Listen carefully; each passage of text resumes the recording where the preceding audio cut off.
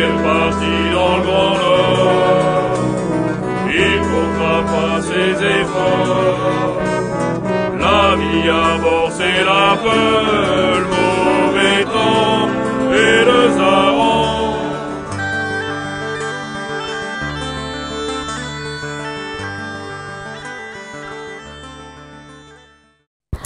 Coucou, me revoilà. Je rentre de vacances. Bonjour mes amis. Bonjour tout le monde. On va enlever les lunettes, sinon on ne pourra pas lire. Nous revoilà avec les pêcheurs d'Islande. Ils avaient un navire qui s'appelait la Marie. Capitaine Garmer. Il allait chaque année faire la grande pêche dangereuse dans ces régions froides où les étés n'ont plus de nuit. Il était très ancien, comme la Vierge de faïence, sa patronne, qui trônait dans la cabine. Ses flancs épais, à vertèbres de chêne, étaient éraillés, rugueux, imprégnés d'humidité et de saumure. Mais sain encore et robuste, exhalant les senteurs vivifiantes du goudron. Au repos, il avait un air lourd, avec sa membrure massive, mais quand les grandes bises d'ouest soufflaient, il retrouvait sa vigueur légère, comme les mouettes que le vent réveille. Alors il avait sa façon à lui de s'élever à la lame et de rebondir plus lestement que bien des jeunes, taillés avec les finesses modernes. Quant à eux, les 6 hommes et le mousse, ils étaient des Islandais. Une race vaillante de marins qui est répandue surtout au pays de Paimpol et de Tréguier et qui s'est vouée de père en fils à cette pêche-là. Ils n'avaient presque jamais vu l'été de France. À la fin de chaque hiver, ils recevaient, avec les autres pêcheurs, dans le port de Paimpol, la bénédiction des départs. Ce jour de fête, de grande fête, la bénédiction des départs était toujours la même, c'était construit sur le quai. Il imitait une grotte en rocher et au milieu, parmi des trophées d'encre, d'avirons et de filets, trônait, douce et impassible, la Vierge, patronne des marins, sortie pour eux de son église, regardant toujours de génération en génération, avec ses mêmes yeux sans vie, les heureux pour qui la saison allait être bonne, et les autres, ceux qui ne devaient pas revenir. Le Saint-Sacrement, suivi d'une procession lente de femmes et de mères, de fiancés et de sœurs, faisait le tour du port, où tous les navires islandais qui s'étaient pavoisés saluaient du pavillon au passage. Le prêtre s'arrêtait devant chacun d'eux, disait les paroles et faisait les gestes qui bénissaient.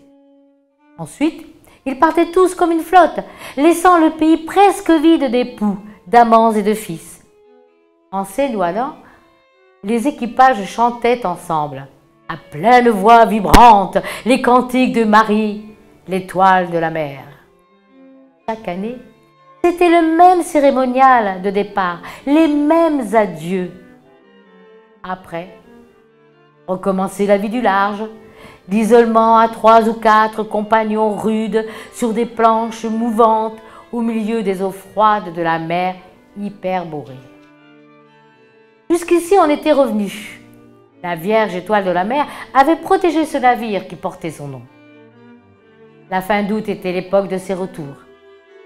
Mais la Marie suivait l'usage de beaucoup d'Islandais qui est de toucher seulement à Paimpol et puis de descendre dans le golfe de Gascogne où l'on vend bien sa pêche et dans les îles de sable à marée salant où l'on achète le sel pour la campagne prochaine.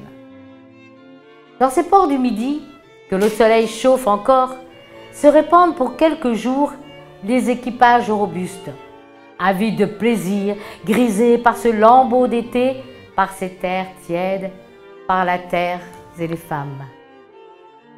Et puis, avec les premières brumes de l'automne, on rentre au foyer, à Paimpol. Ou dans les chaumières éparses du pays de Goëlo, s'occuper pour un temps de la famille, de l'amour, de mariages et de naissances. Presque toujours, on trouve là des petits nouveau-nés conçus l'hiver d'avant et qui attendent des parrains pour recevoir le sacrement du baptême. Il faut beaucoup d'enfants à ces races de pêcheurs que l'Islande dévore. À Paimpol, un beau soir de cette année-là, un dimanche de juin, il y avait deux femmes très occupées à écrire une lettre. Cela se passait devant une large fenêtre qui était ouverte et dont l'appui en granit ancien et massif portait une rangée de pots de fleurs. Penchées sur leur table, toutes deux semblaient jeunes. L'une avait une coiffe extrêmement grande, à la mode d'autrefois, l'autre une coiffe toute petite, de la forme nouvelle qu'ont adopté les Paimpolaises. Deux amoureuses, eût-on dit, rédigeant ensemble un message tendre pour quelques belles Islandais.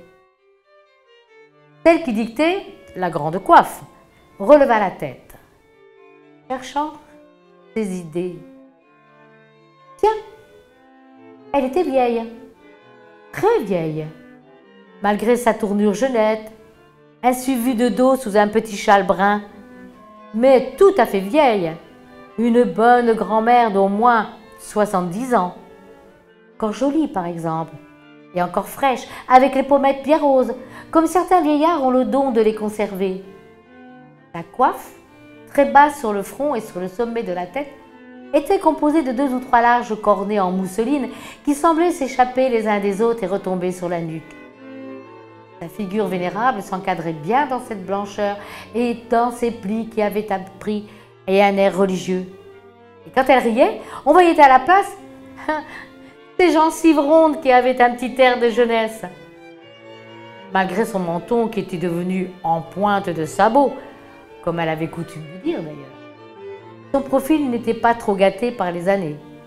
On devinait encore qu'il avait dû être très régulier et pur, comme celui des saintes d'église. Elle regardait par la fenêtre, cherchant ce qu'elle pourrait bien raconter de plus pour amuser son petit-fils. Vraiment, il n'existait pas ailleurs, dans tout le pays de Paimpol, une autre bonne vieille comme elle pour trouver des choses aussi drôles à dire sur les uns ou les autres, ou même sur rien du tout. À bientôt! Au revoir! Je reviens la semaine prochaine.